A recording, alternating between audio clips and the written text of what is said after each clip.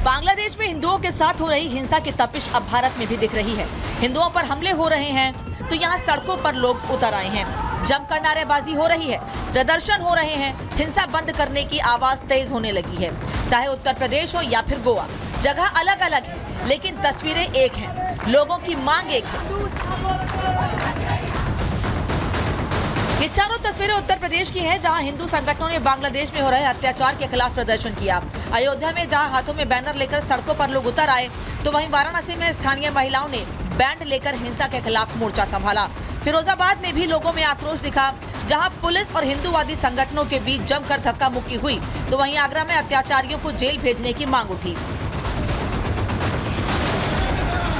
उत्तर प्रदेश ही नहीं, गोवा और जम्मू कश्मीर में भी लोगों में हिंसा के खिलाफ गुस्सा दिखा।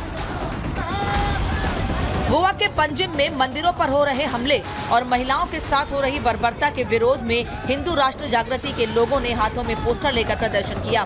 तो वहीं जम्मू कश्मीर में अखिल भारतीय पूर्व सैनिक सेवा परिषद ने भारत माता की जय की गूंज के साथ हिंदुओं पर हो रहे अत्याचार को रोकने की मांग उठाई और विरोध रैली निकाली।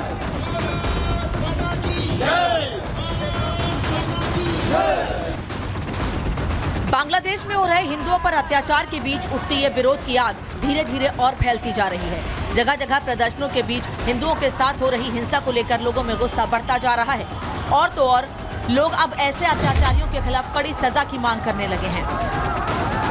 Bureau report, Republic Bharat. Colonel Singh, इन तस्वीरों को देखकर मैं आपसे समझना चाहूंगी कि अभी जो हालात बांग्लादेश में बने हैं, क्या उसी से शेख हसीना को कॉन्फिडेंस फिर से आया है कि वो फिर से तख्ता पलट कर सकती हैं और वापस से वहां की पीएम बन सकती हैं? क्योंकि वो बार बार ये कहना चाह रही हैं कि बांग्लादेश को आगे बढ़ाने के लिए और मजबूत करने के जो कदम उन्होंने उठाए, उसकी वजह से उन्हें आज पीएम पद छोड़ना पड़ा।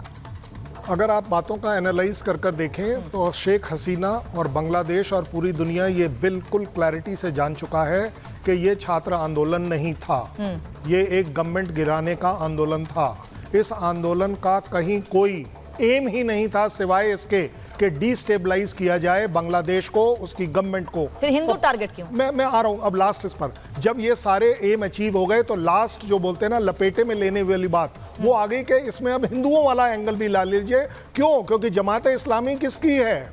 बीएनपी किसके द्वारा सपोर्टेड है? आईएसआई द्वारा सपोर्टेड है। सीधी सीधी बात यह है। मैं कहता हूं मेरे ये देश अगर आप पॉलिटिशियंस का है, मेरा नहीं है। ये ऑपोजिशन अगर इस देश का है, ये ऑपोजिशन मेरा नहीं है। मैं जानना चाहता हूं कौन सा ऐसा लीडर है जो खुलकर एक बार आपके टीवी पर आकर ये बोल पाए कि नहीं, हम हिंदुओं का सपोर्ट नहीं करते।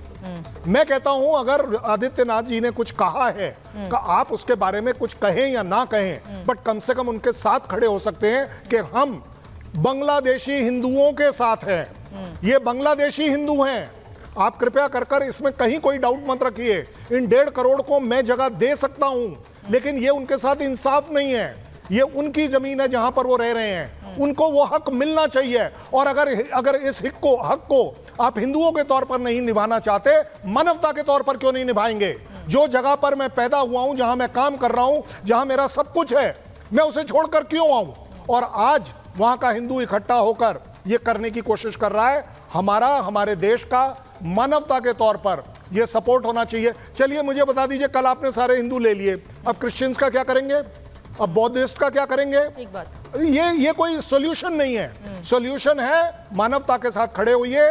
इवन एज अ ऑपोजिशन, अगर आप कहीं किसी पार्टी के भी हो, क्या आपने कोई अच्छाई पाई कि बांग्लादेश में इस तरह का जो कांड हुआ है वो आपके यहां हो जाएगा? कैसे हो जाएगा? आप क्या आईएसआई के हाथ में खेलना पसंद करेंगे? बिल्कुल नहीं करेंगे। क्या आप इस गवर्नमेंट को गिराने के लिए यूएसए का साथ लेंगे, चाइना का साथ लेंगे? आप बिल्कुल नहीं लेंगे। आप मेरे देश के ऑपोजिशन है, मेरे देश के प्राइम मिनिस्टर के साथ खड़े होंगे। उस प्राइम मिनिस्टर के घर में कोई घुसेगा तो उसके लिए मैं, मेरा ऑपोजिशन, मेरी पब्लिक, मेरे छात्र, मेरे पब्लिक सब साथ खड़े होंगे और हम किसी को अंदर नहीं घुसने देंगे। क्यों?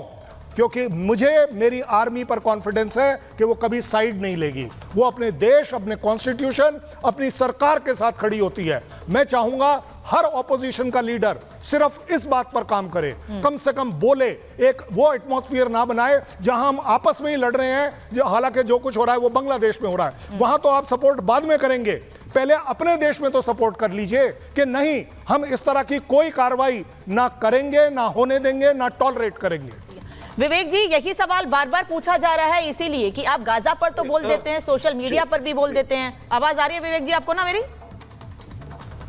बिल्कुल आ रही है, बिल्कुल आ रही है। सोशल मीडिया पर भी अपनी बात कहते हैं, लेकिन उन्हीं बांग्लादेशी हिंदुओं के लिए आज भारत में लोग सड़कों पर हैं कि हिंदुओं की रक्षा कीजिए, लेकिन हमारे देश के विपक्ष नेता के मुंह से एक शब्द नहीं निकल रहा है इस वक्त। सबसे पहली बात है, इस देश में फैशन हो गया है, मीडिया एंकर, हमारे रिटायर्ड फौजी, आप ऑपोजिशन से बड़ा सवाल करते हैं, नसीहत भी बड़ी देते हैं। कर्नल शैलेंद्र सिंह ने एक बड़ा भाषण दे दिया। आपको मालूम है ऑल ऑपोजिशन पार्टी मीटिंग में क्या स्टैंड लिया हम लोगों ने? आपको मालूम है? मैं अप्रिशिएट कर रहा हूं, मैं अप्रिशिएट कर रहा हूं मिस्टर, सुनिए जरा, मैंने अप्रिशिएट किया है सर, थोड़ा मैंने अप्रिशिएट किया है, मैंने एज अ फौज, आप मेरे ऑपोजिशन वाले सपोर्ट करेंगे ये मैंने अप्रिशिएट किया है, आपको मुबारकबाद दी है। मैं तो आपसे एज अ पत्रकार बात कर रहा हूं, अब आप ऑपोजिशन में मिल गए पता नहीं कैसे।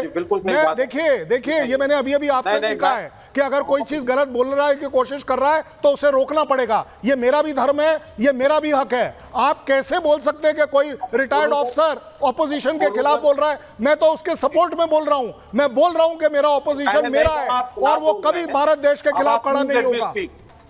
Let us not enter into a shouting match. Oh no, that is not a shouting match. This is my below noise. You don't know what can be my noise. Don't try to challenge me on that. You are making a personal comment.